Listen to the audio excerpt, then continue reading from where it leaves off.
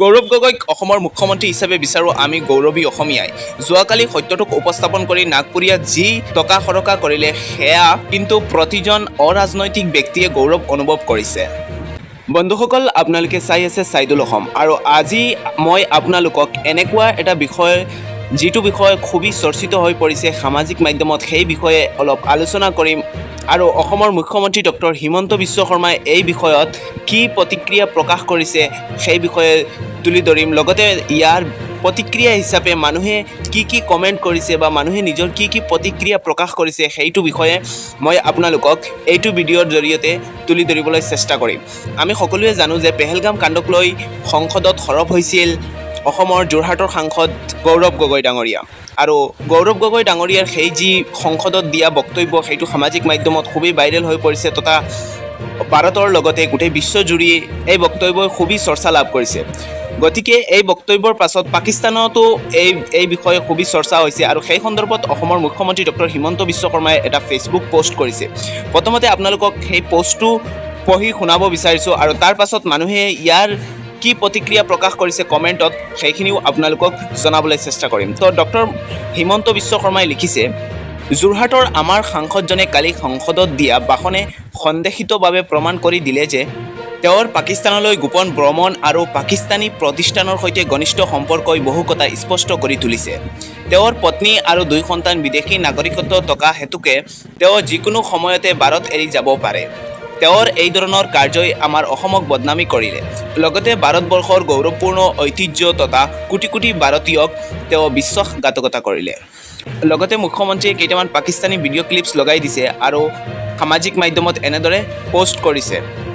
এতিয়া মানুহে কি প্ৰতিক্ৰিয়া জনালে। তো মুখ্যমন্ত্ৰী ডাঙৰীয়াৰ এই ফেচবুক পোষ্টটো চাই ডক্টৰ ভৱেন চৌধুৰীয়ে লিখিলে, পাকিস্তানী টিভি ভাৰতত নিষিদ্ধ। তেনেহ'লে এই ক্লিপছ ক'ৰ পৰা পালে ডক্টৰ হিমন্ত বিশ্ব শৰ্মাই? তেওঁ প্ৰশ্ন কৰিলে যে পাকিস্তানী টিভিসমূহ ভাৰতবৰ্ষত নিষিদ্ধ কৰা হৈছে, তেনেহ'লে এই ক্লিপছ যিটো ডক্টৰ হিমন্ত বিশ্ব শৰ্মাই তেওঁৰ ফেচবুক পোষ্টত লগাইছে এইবোৰ তেওঁ ক'ৰ পৰা পালে? আৰু তেওঁ প্ৰশ্ন কৰিলে, হয়তো ডক্টৰ হিমন্ত বিশ্ব শৰ্মাৰ টীমত পাকিস্তানী চোৰাংচোৱা আছে।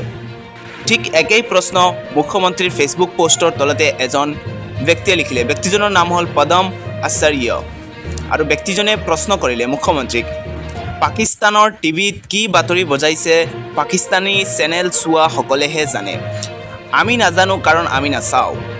সেই কথা প্ৰশ্ন কৰিলে পদম আচাৰ্যে মুখ্যমন্ত্ৰী ডক্টৰ হিমন্ত বিশ্ব শৰ্মাক। লগতে তেওঁ ক'লে, এতিয়া কথাটো শত্ৰু দেশ পাকিস্তানৰ গোটেই টিভি চেনেল ভাৰতত বেন কৰা আছে, তাৰ পাছত কেনেকৈ আৰু কিয় চাইছে গেৰুৱাসকলে? এই কথা প্ৰশ্ন কৰিলে ডক্টৰ হিমন্ত বিশ্ব শৰ্মাৰ ফেচবুক পোষ্টত পদম আচাৰ্য নামৰ যুৱকজনে। লগতে আন এজনে কমেণ্ট কৰিলে, ৰঞ্জন বৰা নামৰ ব্যক্তিজনে কমেণ্টত লিখিলে, গৌৰৱ গগৈ এজন আন্তঃৰাষ্ট্ৰীয় নেতা, তেওঁৰ জনপ্ৰিয়তা সকলোতে বিৰাজমান, সেয়েহে প্ৰমাণিত হ'ল আপোনাৰ নিচিনাকৈ তেওঁ অসমখন এফালৰ পৰা শেষ কৰি যোৱা নাই। এই কথা কমেণ্টত লিখিলে ৰঞ্জন বৰুৱা নামৰ যুৱকজনে। লগতে এইচ কলিতা নামৰ এজনে লিখিলে, গৌৰৱ গগৈয়ে কালি সদনত বলিষ্ঠ ভাষণেৰে কথাবোৰ উপস্থাপন কৰিছে। অসমৰ সাংসদ গৌৰৱ গগৈক লৈ আমি গৌৰৱান্বিত হৈছোঁ। এনেকুৱা সাংসদ 14জন টকা হ'লে ভাল লাগিলে হয়। এই কথা মুখ্যমন্ত্ৰীৰ ফেচবুক পোষ্টৰ তলত লিখিলে এইচ কলিতা নামৰ যুৱকজনে। ৰাজীৱ এল গগৈ নামৰ এজন ব্যক্তিয়ে মুখ্যমন্ত্ৰীৰ ফেচবুক পোষ্টৰ তলত লিখিলে, তেওঁ কৰা প্ৰশ্নৰ উত্তৰ কোনে দিব পাৰিব? জিকি থাকোঁতেই পাকিস্তানৰ পৰা পাক অকুপাই কাশ্মীৰ কাঢ়ি নানিলে কিয় বুলি এজন প্ৰকৃত দেশভক্তইহে প্ৰশ্ন কৰিব পাৰে।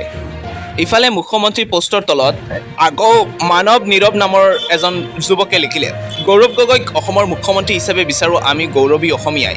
যোৱাকালি সত্যটোক উপস্থাপন কৰি নাগপুৰীয়াত যি টকা খৰকা কৰিলে সেয়া কিন্তু প্ৰতিজন অৰাজনৈতিক ব্যক্তিয়ে গৌৰৱ অনুভৱ কৰিছে।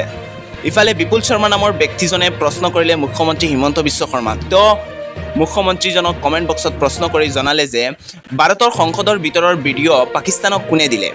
এই তথ্য আপুনি জনাবনে? পাকিস্তানৰ সংবাদ মাধ্যমক ভিডিঅ' প্ৰেৰণ কৰাটো অপৰাধ নহয় নেকি?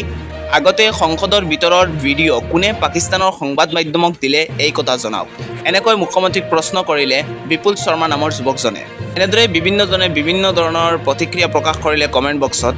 তাৰ মাজত আন এটা মন্তব্য আপোনালোকক দাঙি ধৰিব বিচাৰিছোঁ। মায়াংক ৰঞ্জন মিলি নামৰ এজন যুৱকে মুখ্যমন্ত্ৰীক প্ৰতিক্ৰিয়া দিছে কমেণ্ট বক্সৰ জৰিয়তে। তেওঁ লিখিলে, ছাৰ, ল'ৰা ৰজাই ৰজা হ'ব নোৱাৰাকৈ যেনেকৈ নাক কাণ কাটিছিল, তেনেকৈ আপোনাৰ চৰকাৰক প্ৰশ্ন সুধিব নোৱাৰাকৈ বা সি মন্ত্ৰী হ'ব নোৱাৰাকৈ ব্যৱস্থা এটা ল'ব লাগে।